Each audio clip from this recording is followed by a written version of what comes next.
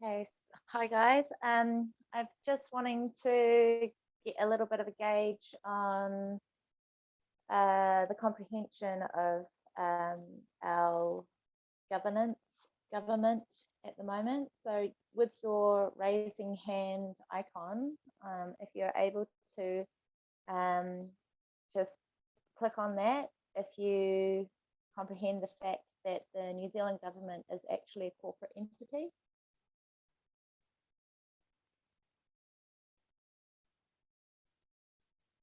Cool, thank you for those 2, 3, 4 hands up. Awesome. That's a very good start. So in regards to that, then we do understand that, or comprehend, we have to be careful of our wording as well, because if you say understand, then you are under another person's authority. So where we start is to comprehend the fact that we are natural living beings who have God-given rights, and we need to be stepping into our autonomous authority under the natural law and divine law. So this is a whole process of empowering yourself and re-embodying that jurisdiction. So with this process, what people call sovereignty is actually a very spiritual process as well, because it reaffirms the authority that you hold. The only one who holds supreme authority over you is our Creator. No other entity, corporate body, or person, or anyone else holds authority over us. So with that comprehension, we're then able to lay down our boundaries a lot stronger, because we are then stating the fact that nobody else can govern our affairs. And in regards to our children, we created our children through our bodies, especially the mothers, yeah? Our bodies created our children. He who creates owns. I know that's a bit, you don't want to own your children, but in reality, in the natural law, we do own our children. We have supreme governance over them until they are old enough to manage their own affairs. So currently in the state that we're in regards to our government, they presume that, one, we are unable to manage our own affairs, and two, that we are actually dead. So I would like if you could put your hands up again, who comprehends the fact that through the registration and creation of the birth certificate, that they have actually proclaimed us as dead or lost at sea in regards to admiralty law. Can I just see a show of hands? Cool. Okay. So what happens is admiralty law has been in place for quite a while, and you look at the wording on the documents, and even in your passport, you can see evidence on the birth certificates that they have created an artificial entity, a dead entity, a person. Okay, these are all legal terms that you can look up yourself in law dictionaries. A person is a dead entity. It's a legal fiction. And because the corporate entity has created this birth certificate, they actually own that artificial dead entity. And that's where they're able to administer your affairs, because they become the executive of the estate.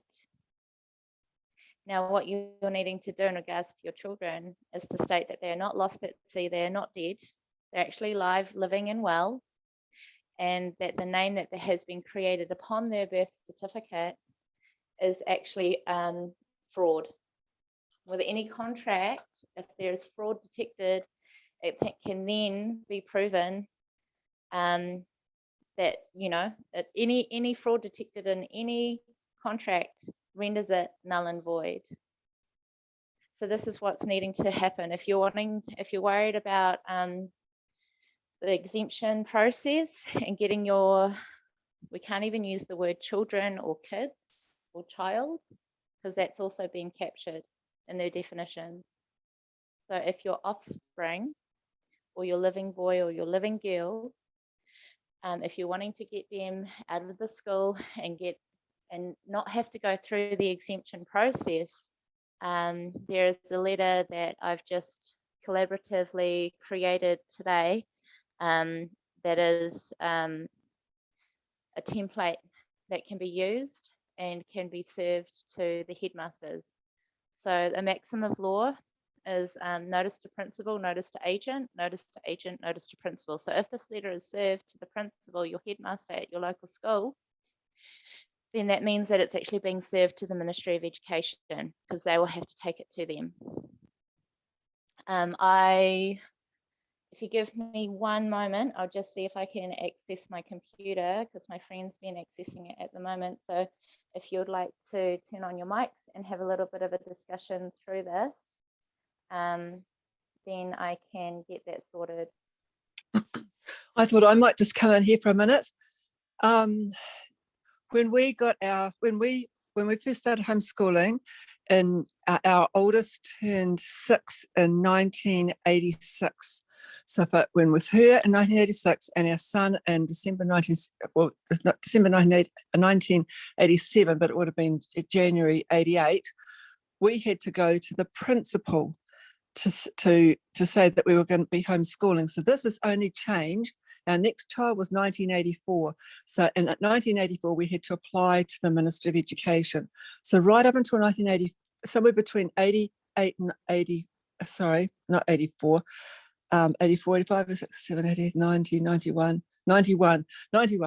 He was born in 84. So somewhere between 1988 and 91 was when it changed from us going to the principal to going to the MOE for exemptions. And we just went to the principal, said we wanted to homeschool. He said, write out a statement. We did a 1-paragraph statement to him, and he came around and visited us, and then we started homeschooling. That's how easy it was back in 1986. So if you've already started the homeschooling and got your exemption, is there any advantage to going through this process as well? The reason why Vanessa and I have got a burden about having a lot of Zooms about common law sovereignty and all of this is because we think that things are still going to get tougher. And Austria has made it compulsory for all the people who are eligible for the jab, for it to be compulsory for everybody who is of eligible age. So that could happen in Australia and New Zealand. So we're thinking if that happens, one of the places that they can get our offspring is by making them go to school. And then we know in schools, on the Zoom last week, was it you, Tiana? Somebody had, their children were offered $500 to have the jab. That was somebody on this Zoom last week. That was me. That was you, right? See, so here's somebody on our Zoom today whose child was offered $500 to have the jab. So they'll want to put our children into school so they can get them. So we want to find out about this in case homeschooling is banned in the future, so that we can, so that people don't have to put their offspring into school. We want to let people know that there are options. And we want to see people, we want to find people who have been homeschooling this way, had the authorities come around and they're leaving them alone. So we're wanting to see it tested. And then when homeschooling is banned, home education is banned, we can say, look, this is what we have to do. Here are people who have, they may be anonymous, or they may let us know, use their names. These are people who have been doing it, homeschooling this way. The authorities have come around and they're leaving them alone because it is a lawful way to be homeschooling. We're not looking for a legal way, we're looking for a lawful way to homeschool. So there is that's the main reason that Vanessa and I are compassionate about this. But there's some people who are all, we're fed up with the government, right? And overreaching and overdoing, and they're just doing such a bad job right now. So a lot of people are already thinking, I'm not even going the exemption way, I want to go this common law sovereignty way already. So so people can, at the moment, people can go either way. They can go getting an exemption or do this, the common law sovereignty way.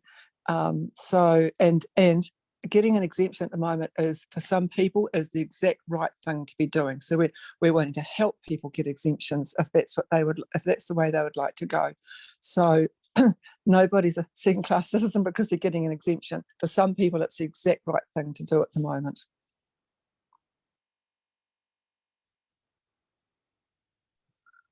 Thanks for that, Barbara.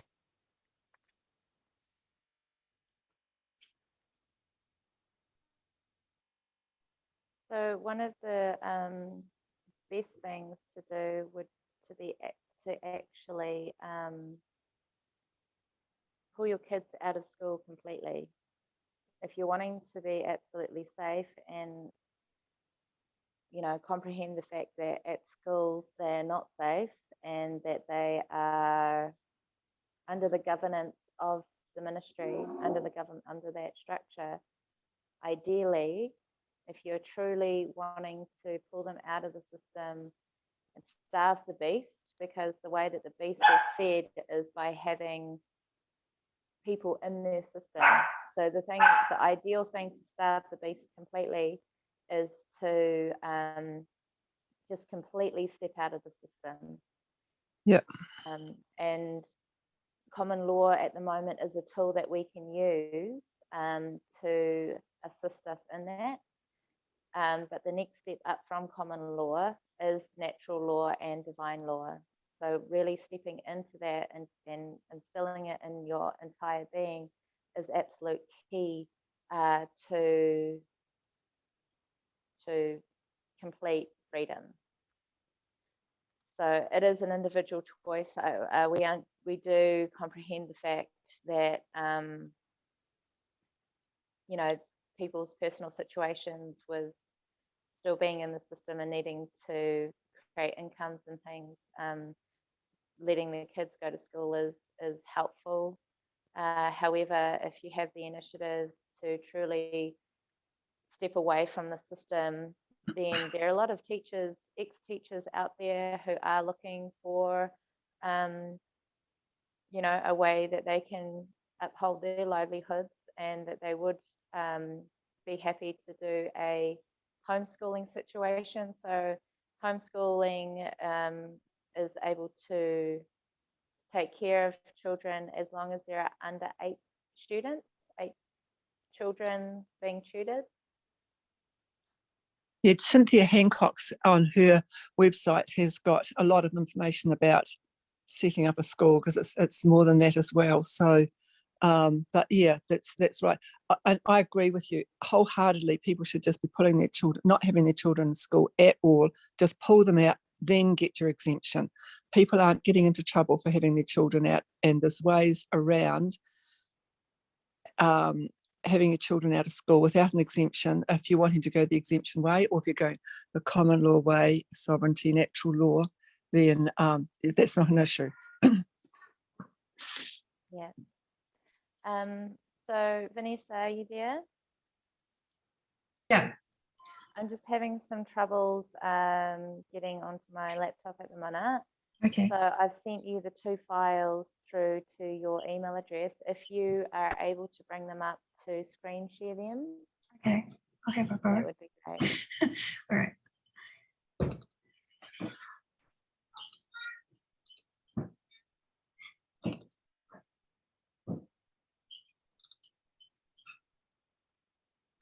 Okay.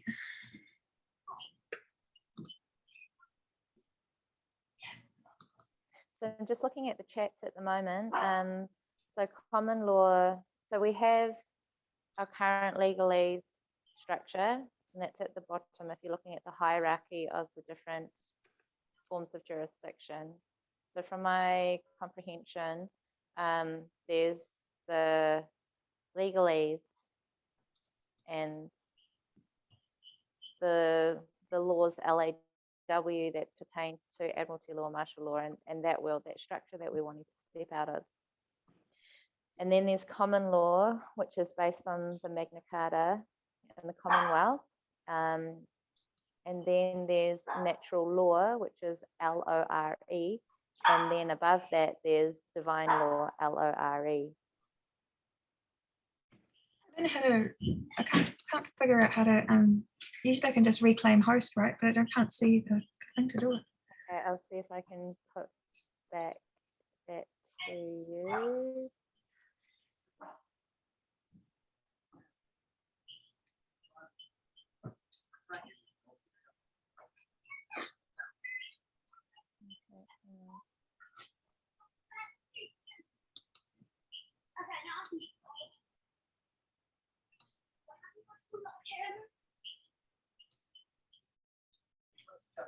You can go and be able to get it. Keep yourself some. Okay. I'm coming.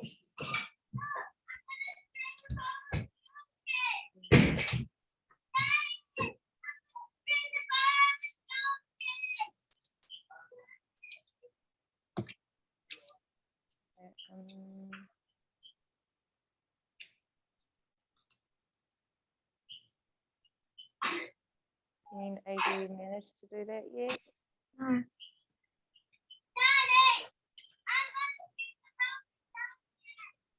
Why? That's strange. That is strange. I'm having massive struggles with my technology at the moment because of the other work that I'm doing. It's a little bit crazy. I don't know.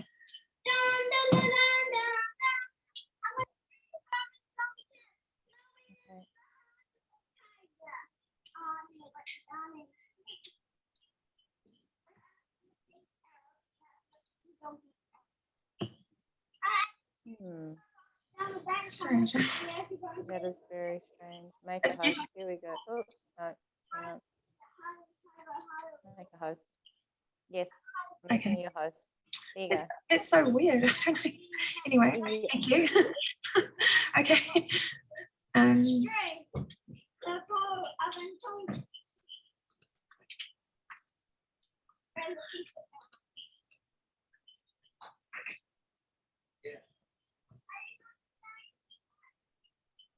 Okay. Okay, I'm just trying to here we go.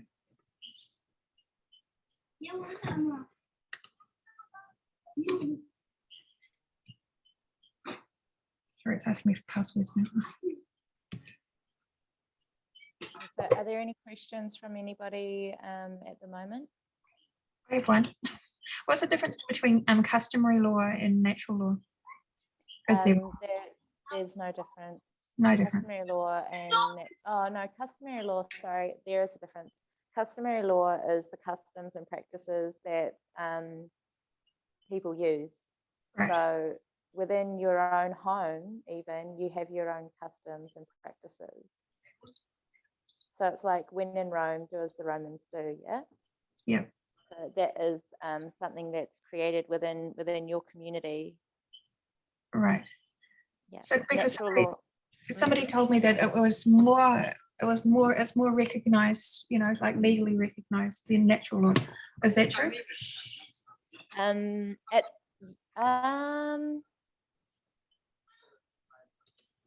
Yeah, I think so. But customary law is under natural law because natural law is the laws between within our environment, within nature. So with customary law, that's yet again that's man-made. So anything that's man-made is under natural law and divine law. I can't share it. We've got some kind of settings on my computer that won't let me share. Do you, is this a link? Have you got it in link form? because you could put it, there's one of the options is putting in a link, and then it will come up as by putting the link in. It's in an email, like a document. Okay, so document, so it's not a link. You don't have it on a link, but you can use. I could email it to you because you don't have any problems sharing. Maybe it might be just. No, as a link, you could try it, but as a, you need to have to make me a host. Yeah. Okay, well, instead of sharing it, maybe you could email it out to people later. I will just read it out. And Sorry. if you can listen and take notes, then we can go from there. I'll just go back to the computer.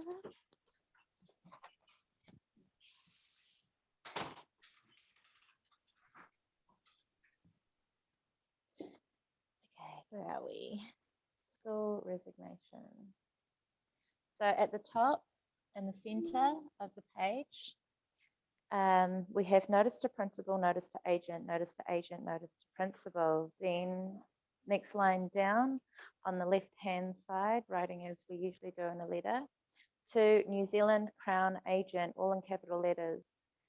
Then under that, it's Ministry of Education et al., which means encompasses everything that is under that umbrella.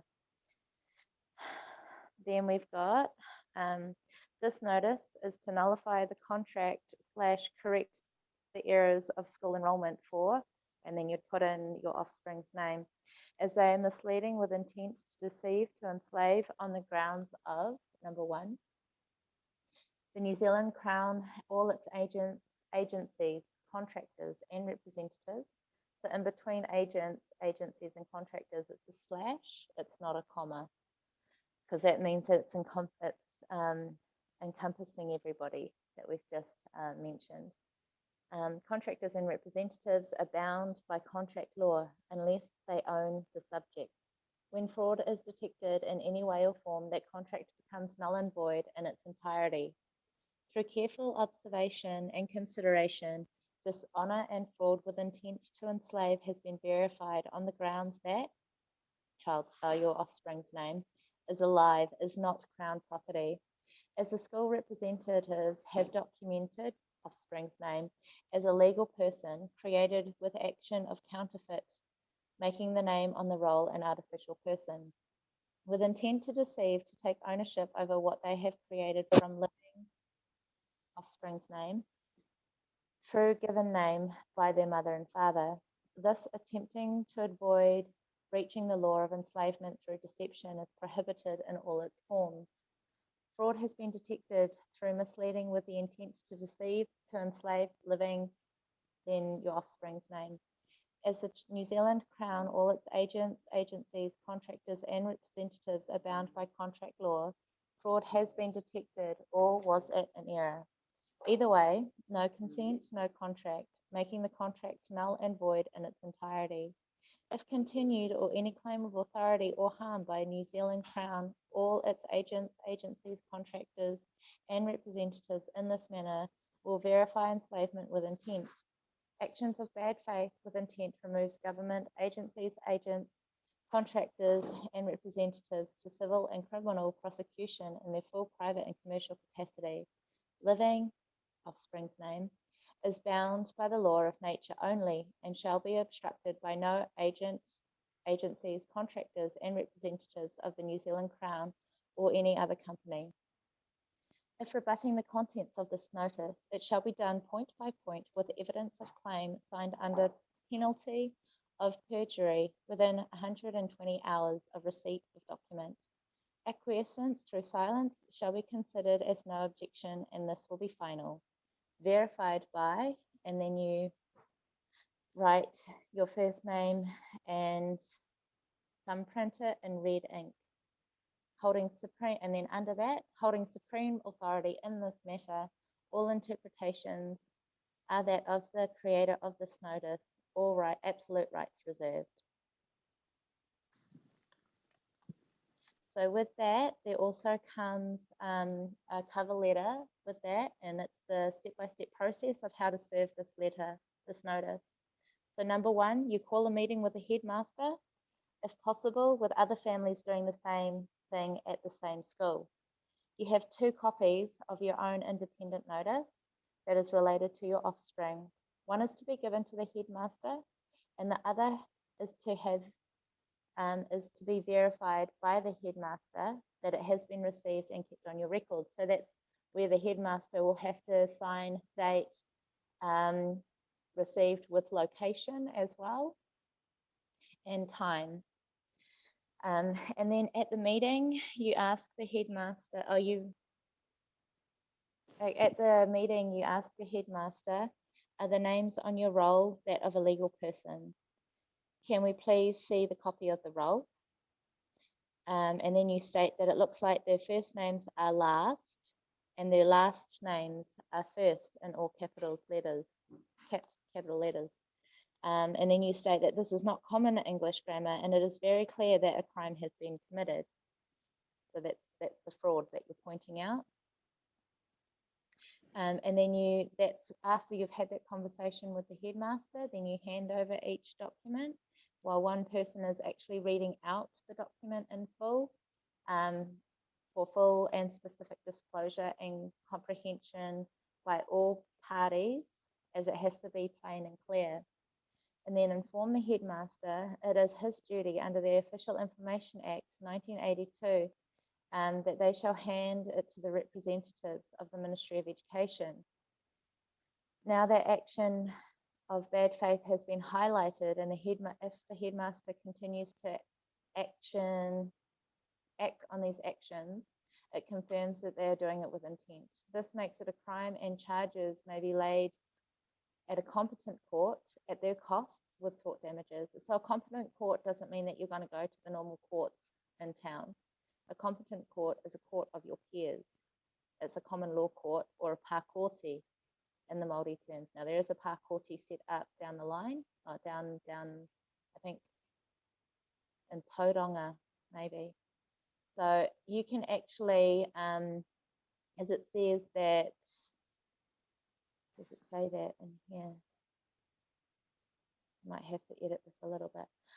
But you can actually prosecute them. The next step, if they don't adhere to what we've stated in this letter, and they keep harassing people, then what you can actually do is state that you will prosecute them in their private capacity. So you will have the authority to, you can take their house, take their car, take their land, you know, and if they do end up taking you to court, then they will have to pay for all the court charges.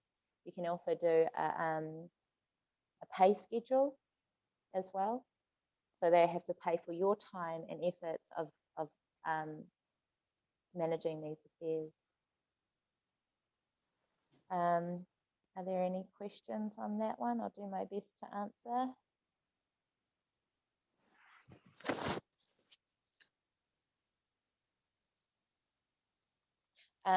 So OPO A5, anybody can do this because you are a living man or woman.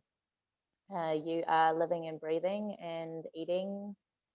So for me, on this journey that I've gone through in regards to what we've been discussing, it's been really amazing because it's taught me my personal boundaries in regards to relationships, in regards to how I interact with others. I'm still learning, of course.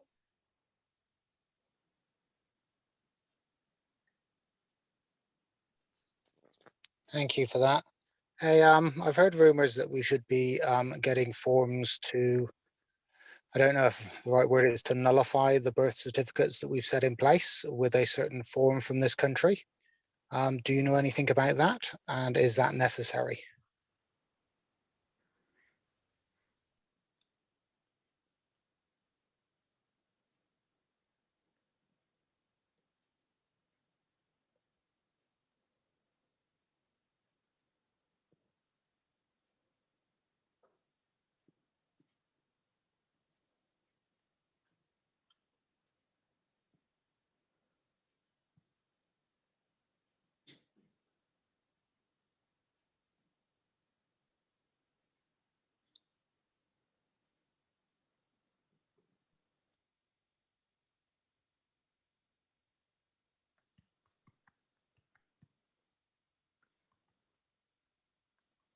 You guys hearing me?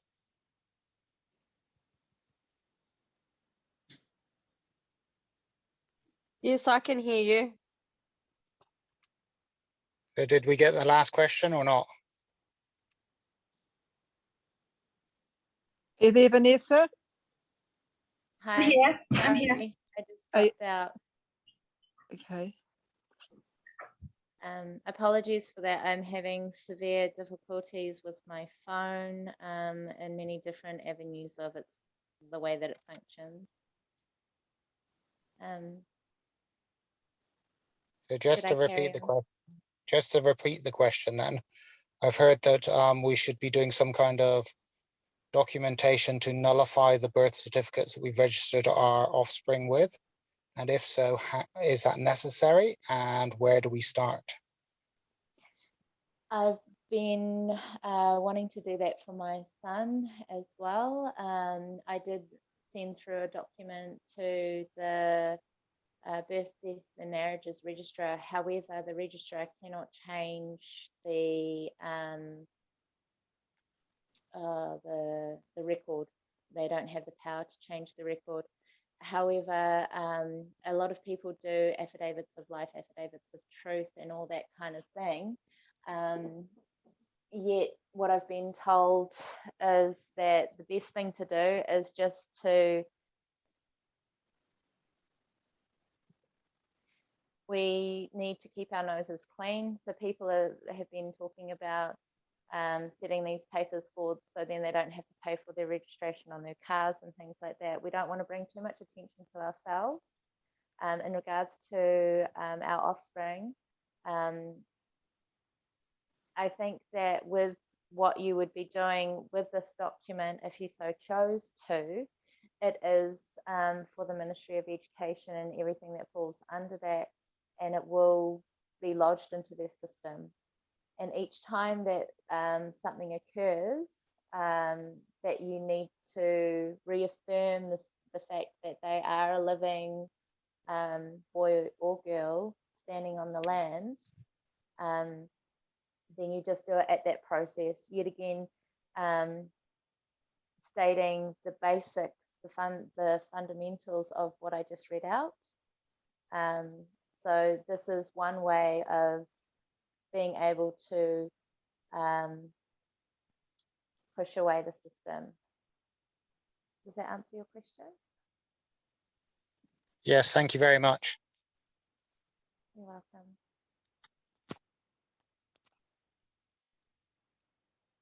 Are there any other questions?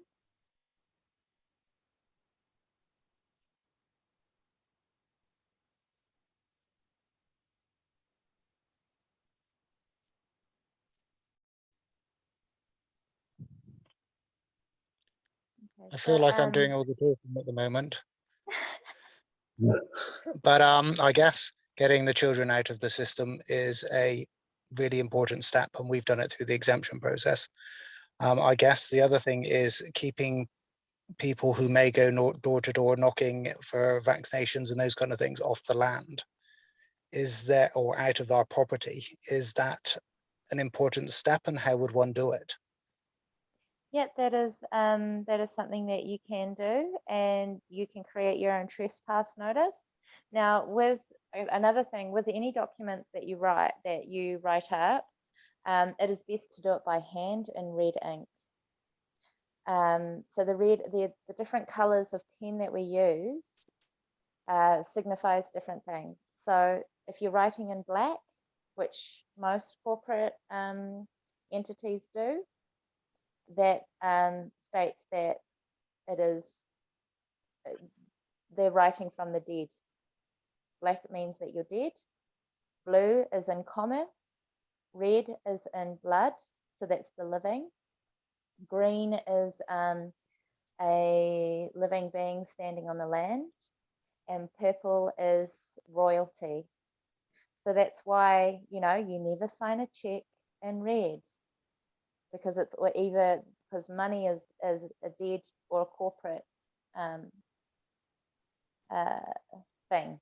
Yeah.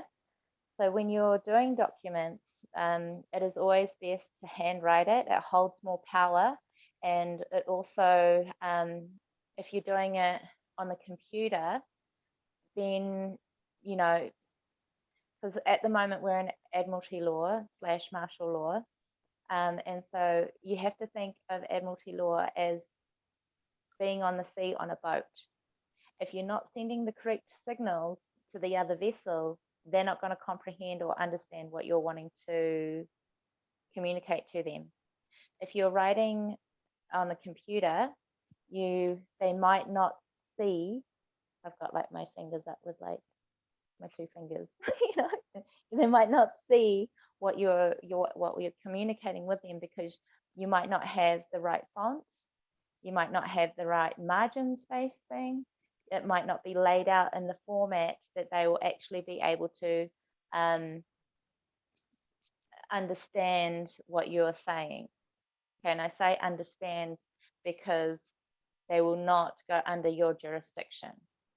So just as an overall safeguard, from what I've learned in just the last couple of days, it is best to write documents by hand and then autograph it with your living man, woman name, which does not include your last name. If you write your last name on, that is the dead fictitious entity that they have created on your birth certificate. If you look at the birth certificate, your first and middle name is all in lowercase letters, which is common grammar, whereas the last name is always in capital letters. If you look at anything that comes from the government or transport agency or anything that's kind of official, corporate, business orientated, they use that format because they're actually addressing the dead entity, the dead person that's been created in the system. That's what they call your straw man. You are the living being that is actually, if you are of sound mind and age and capable of administering your own affairs, you can administer your affairs through your straw man. So that's one thing that people need to comprehend and really activate. And it takes time, it takes practice. I'm just learning as well.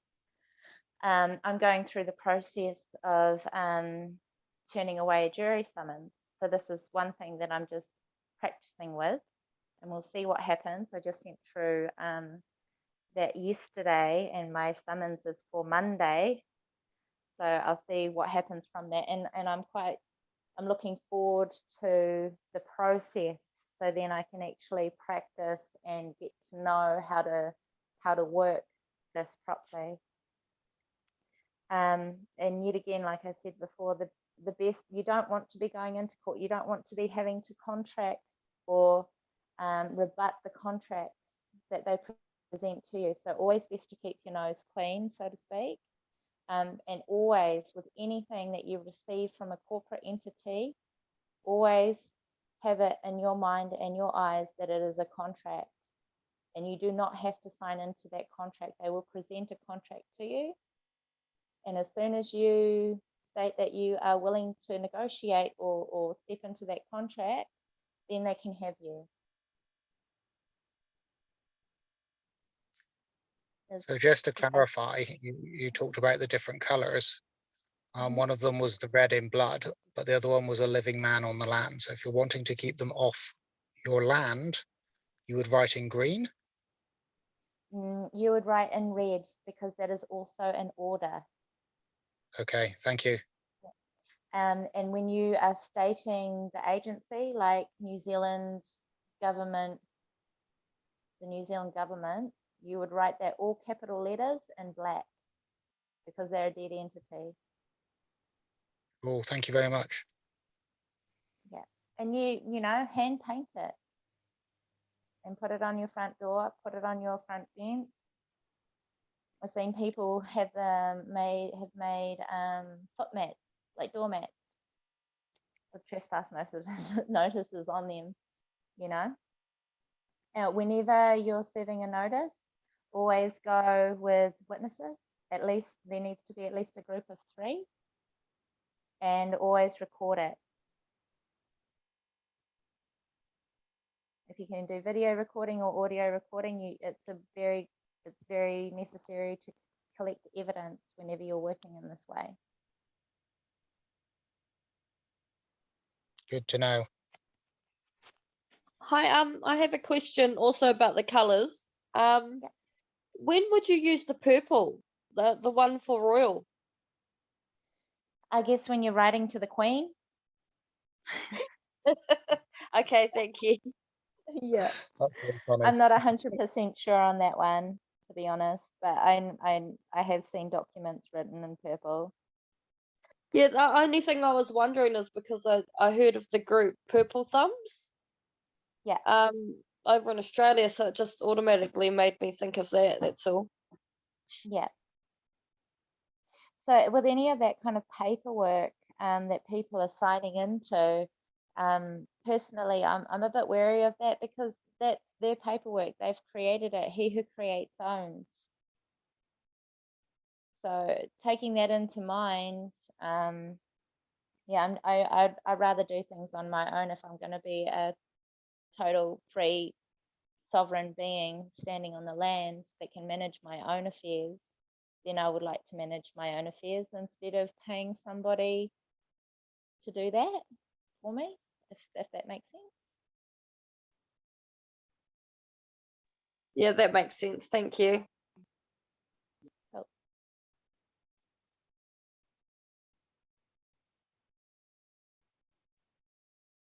Yeah, so Vanessa, I've just looked at the chat and Vanessa's quite right. If you have an exemption, you are still under the ministry, because you have asked them for permission to pull your kids out of school. And They also can come around and, you know, like check up that what you're doing as well. So you're still under their jurisdiction. Absolutely, and they still own your child. Mm. Yeah. So even if you have done an exemption, you can still put through this letter. Who would you serve then? Would you serve the ministry directly? I would. If Yeah. you're no longer under a principal, or if you're doing the correspondence school, like serve the correspondence school, but if not, then serve the ministry. Right. But if you're in a correspondence school, then you're still under the ministry anyway. I mean, it's like, you know, it's like going to school, but it's just coming to home. Yeah. Yeah. Okay, interesting. Mm-hmm.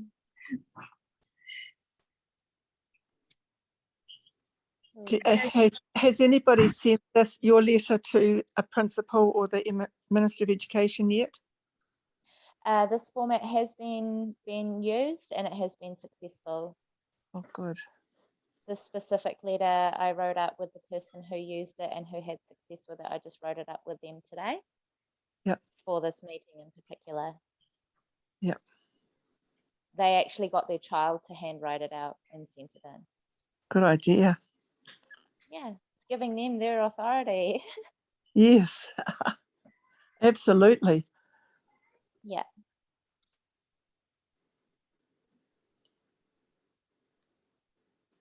Cool. Are there any more questions? And just if anybody wants the documents that that we were talking about, if you just email me, I've just written it up on the chat, and then I'll send it to you, rather than me having to take down everybody's emails, and then it might be, you know, that's easier, I think, if I do it like that. So, yeah, if you just send me an email, and then I'll reply. The stand should be here. Okay, so there's a message from in the chat. I prefer not to get an exemption, but get different advice to do or not do. Like we just stated, ideally it's best to, you know, if we're wanting to really starve the beast, because the currency for them is the people, you know, that is their currency. We are their cattle. We are their collateral.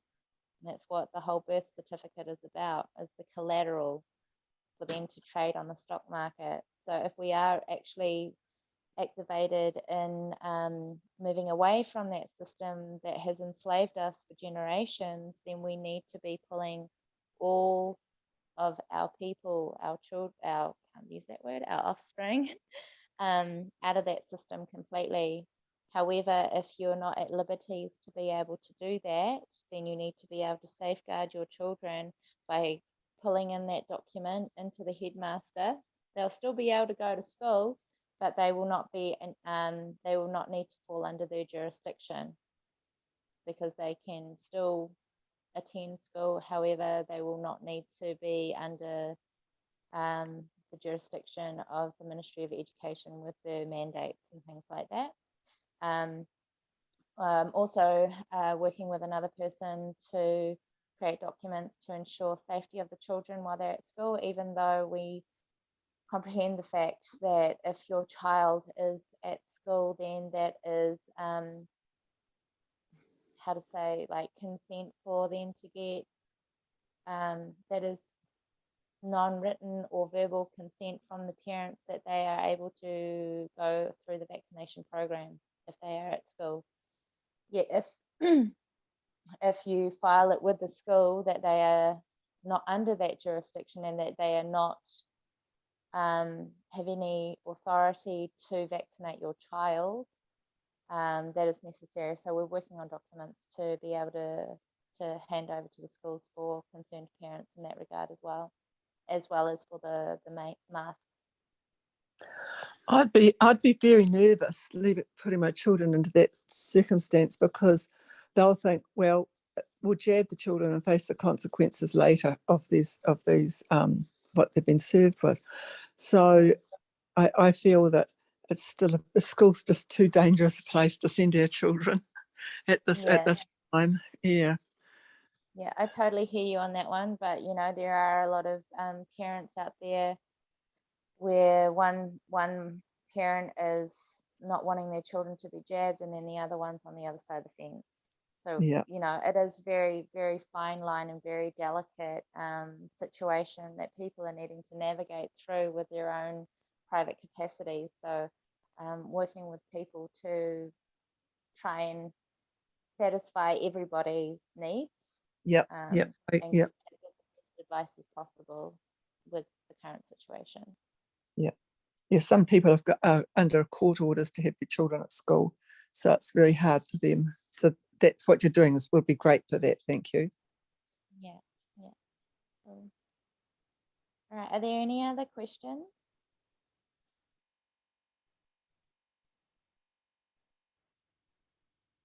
No, we good?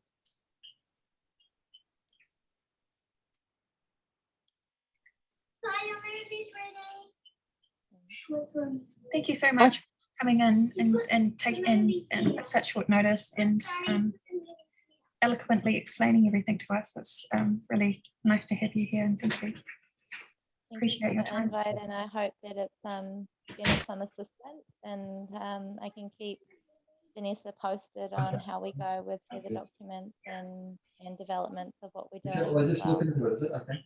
I'm just looking for a short time. I think it would be really wonderful to have you back in not too far a future, because people will hopefully start doing this, and then they might have more questions, especially if the MOE or the principals are up difficult questions. So it'd be really good to be able to do a follow-up Zoom. Sure, I'm definitely open to that. So just let me know when it suits, and I'll come in and assist where I can, for sure. Oh, thank you. It's been wonderful today. Thank you. Thank you. I really appreciate the efforts that you guys are doing to, you know, get out of this situation, because it is a mission, you know, and the warfare that we're in is no longer as in previous history through swords and bullets. It's now currently through the pen and paper, and our spiritual beings as well. You know, we need to really recenter ourselves and reconnect with the divine within and the divine without, you know. So And they're after our children. yeah, most definitely, and that's a really big thing that we really need to be very attentive of, and do as much as we can to protect them. Yes. All right. Thank you, guys. I'm going to love Thank you you and very leave much. you. All good. Thank you. Thank Have a you. lovely evening.